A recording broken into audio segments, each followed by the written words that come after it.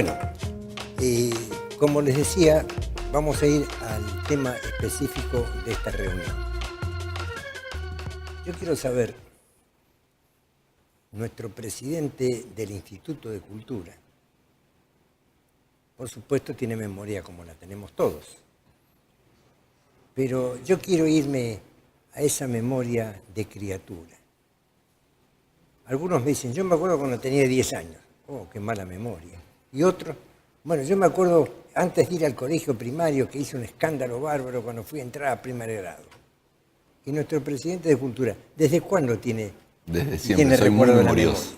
Soy muy memorioso y desde que tenía conciencia tengo memoria, ¿no? Desde muy chico me acuerdo y para contarles, nací aquí en Resistencia, fui al Jardín de Infantes, a la escuela número 2, que quedaba enfrente de mi casa, que era la casa de mi abuela en ese momento. Hice la escuela primaria, allí en la escuela número 2, Raúl B. Díaz. Hice el secundario en el Colegio Nacional, aquí en Resistencia. Luego fui a la universidad y me recibí de arquitecto. Siempre desde chico, volviendo a esa memoria allí del jardín, siempre tuve una predilección por el arte, por los museos. Mi hermana más grande que yo, que es ingeniera, ella me recordaba y me acordaba cuando yo era muy chico, se acordaba de que yo decía que quería tener un museo. Y siempre jugaba a que tener un museo, a juntar, a coleccionar obra, y que fue una idea que después de grande lo hice ya de un modo sistemático, de tener obras, de dirigir un espacio, un centro cultural que hay aquí en Resistencia, que es el Fogón de los Arrieros, y de ser un gran coleccionista, donde siempre adquiero obras, he organizado muestras, he sacado obras mías y obras de algunos espacios que he llevado a distintas muestras en distintos lugares del país, ¿no? Y yendo a, vamos a llamar a las travesuras Sí. de una criatura, ¿se acuerda antes de entrar a la escuela primaria? ¿Se acuerda algo? Sí, de allí en mi barrio, de andar de muy pequeño, siempre me gustaba estar dando vuelta por la vereda, estar en la calle, cuando lo podía hacer, de andar en bicicleta. Y como vivía enfrente de mi jardín y de mi escuela, que después fue, eran abiertas las escuelas, entonces muchos sábados, domingos, yo entraba a jugar a los juegos que estaban en el patio del Jardín de Infantes, donde después empecé a ir. Entonces cuando llegué al jardín ya conocía los juegos porque era escaparme, cruzar la calle y jugar dentro de la escuela, del Jardín de Infantes y de la escuela donde después fui, ¿no? Y en el Jardín de Infantes, ¿quién era la maestra? La señora Blanca Fernández, que vivía por la calle Colón y que creo que haya fallecido hace muy poco. Ajá. Sí. De Fernández Rey. Esa fue mi maestra de Jardín de Infantes. Y Fue después, la primera vez que tuvo, digamos, una persona ajena a la familia que lo cuidaba. Así fue. Y después, la docente de los primeros grados, me acuerdo que fue una docente Blanca Cura, que iba a la escuela número 2, que también era dentro del mismo predio, dentro de la misma manzana, enfrente de mi casa, ¿no? Y otra de las travesuras que recuerdo siempre cuando estaba en primer grado, empezaba primer grado, como es coincidente la puerta de mi casa con la puerta de la escuela, en algún recreo mirar mi casa y salir y cruzar la calle e irme a mi casa, y que después siempre eran grandes retos porque llegaban, tocaban el timbre, está Marcelo, seguro soy yo, si estaba en mi casa o estaba con mi abuela o estaba con alguna señora que trabajaba en casa, decía que nieguen que yo estuviese en la casa. Claro. Entonces llegaba mi madre y siempre habría grandes conflictos porque me escapaba de la escuela, ¿no? Bueno, vamos a suponer esos conflictos, vamos a imaginarnos lo que eran, ¿no? Entró a primer grado, después a segundo. ¿Y cuál es la maestra que le quedó grabada en su corazón? La señora de Cirimele, una profesora que lo tuve en séptimo grado y que era de Barranqueras y que sus padres tenían un cine en Barranqueras, me acuerdo, ¿no? y la señora de Ackerley también, que era la profesora de matemática. Las profesoras de sexto y séptimo grado de la escuela número 2. Ya eran chicos grandes. Sí, sí, sí, pero bueno, es como cuando uno va definiendo y también va copiando de cierto modo esos modelos que eran docentes, de cierto modo uno las veía así en ese momento como rígidas, donde uno después va tomando esos ejemplos que tiene de las personas que lo están educando a uno, ¿no? Claro. ¿Qué hecho destacado hay de esa escuela primaria? Algo que haya que mostrar o que tengamos que contar en voz baja. No, a mí lo que más me gustaba eran las ferias de ciencias, porque uno se preparaba para exponer, para mostrarse en esas grandes ferias de ciencias que se siguen haciendo y que para mi momento era lo más importante, que para ese tiempo, para ese momento era como lo más importante. Me acuerdo que habíamos hecho algo sobre la Atlántida, había hecho sobre los satélites en aquel momento, allí por 1978, 79, 80. Nací en 1970. Claro. Y finaliza esa escuela primaria. ¿Quién toma la decisión de seguir estudiando? ¿La familia o el estudiante? Creo que es una cuestión más familiar, no tanto la decisión, pero mi familia, bueno, mi padre era geólogo, hizo su doctorado en geología, mi madre es abogada, entonces era desde siempre, desde muy chico, esa idea de estar inculcado qué ibas a estudiar, qué ibas a seguir, entonces la continuidad en el estudio fue una cosa que ya fue algo siempre mamado dentro de la casa, entonces era la continuidad.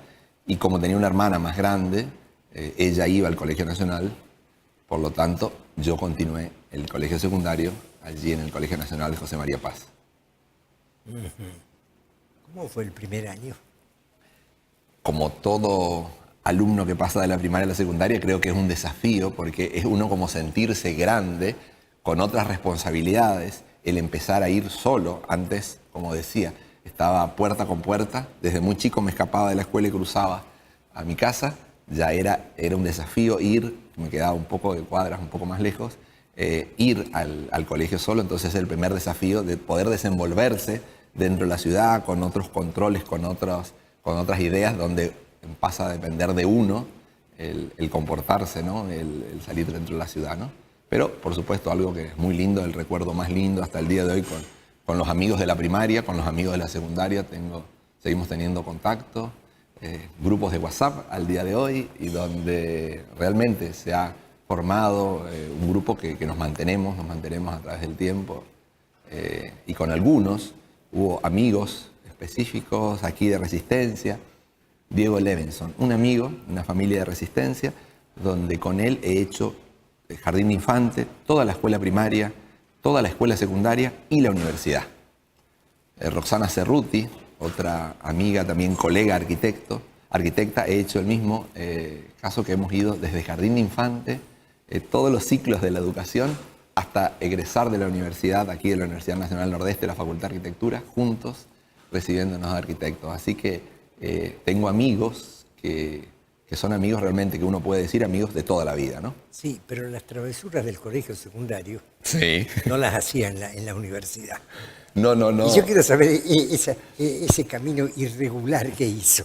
El camino irregular de la escuela secundaria era escaparme de educación física, eso era regla.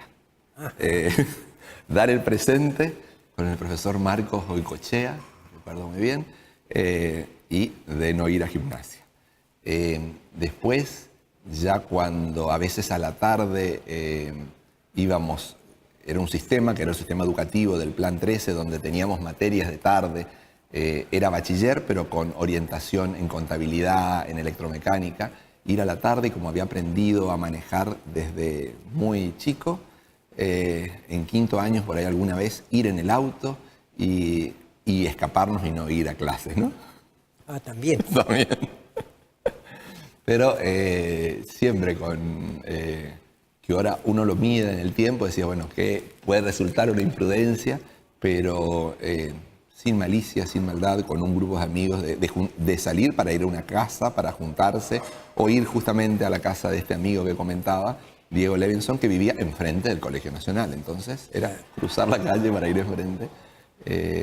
Pero siempre me ha gustado, digamos, me gustó y me gusta el tema de la lectura, el tema del estudio de la historia, es algo que siempre me ha... Cuénteme algo de los profesores de la escuela secundaria. De la escuela secundaria. A ver, ¿de quién se acuerda? La profesora Sauvidet de Fogel, profesora de historia.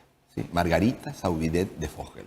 Es una persona que la sigo viendo, que al espacio que estoy, que es el Fogón de los Arrieros, siempre sigue estando. Es uno de los recuerdos más grandes que tengo. Muchas otras, la profesora Donato, la profesora de letras, profesora Alemis, no me acuerdo el nombre de ella, Alemis de Donato, que son realmente personas que eran con mucha personalidad, profesoras con mucha personalidad, son las que, por lo menos en mi caso, las que recuerdo siempre, ¿no? Claro. ¿Y hay algún mal recuerdo de alguna? No, realmente no. El profesor Marcos Icochea fue la única materia que me he llevado a rendir en el colegio secundario, por lo general andaba muy bien, y el profesor Icochea me llevó a rendir educación física. Creo que por haberme escapado tanto, ¿no? Bueno, había que compensar un poquitito lo uno y lo otro, ¿no? Uno dice, ¿no puede llevar a rendir educación física? Sí, yo en segundo año, segundo año, me he llevado a rendir educación física. Y aprobó. Y aprobé, sí. Bueno, entonces, ahí quedó satisfecho Sí. el profesor y Así el es, alumno. así es. Bueno, deja el colegio secundario y ¿quién toma la decisión de ir a la universidad? Ahí lo tomé yo con dos decisiones, dos caminos. En ese momento ya estaba estudiando, llevaba hace muchos años estudiando piano, como instrumento estudiando piano, primero en un conservatorio, después tomando clases en Buenos Aires, con dos docentes, con un docente de Buenos Aires que era Rosa Tach, y después con Amalia Creus, la esposa de Guillermo Bonenmüller, que fue director de la Orquesta Sinfónica, que ellos residían en Santa Fe, en Santo Tomé, y entonces resolví, quería hacer dirección orquestal, y entonces viajé a La Plata, inicié allí un cursillo para dar ingreso en la Universidad de La Plata, y después, y siempre fue la arquitectura o la música, y después, bueno, en ese tiempo inicié el cursillo, volví aquí, habiendo finalizado el cursillo ya en La Plata, y iniciaba la Facultad de Arquitectura. Entonces, el desarraigo creo que pudo más, el vivir solo, a los 17 años, 17 años tenía en ese momento, en Buenos Aires o en La Plata, y me llevó a la decisión de iniciar arquitectura y de empezar arquitectura, ¿no? Bueno, vamos a hacer un breve cortecito y enseguida me cuenta cómo fue esa carrera de arquitectura. ¿Cómo no?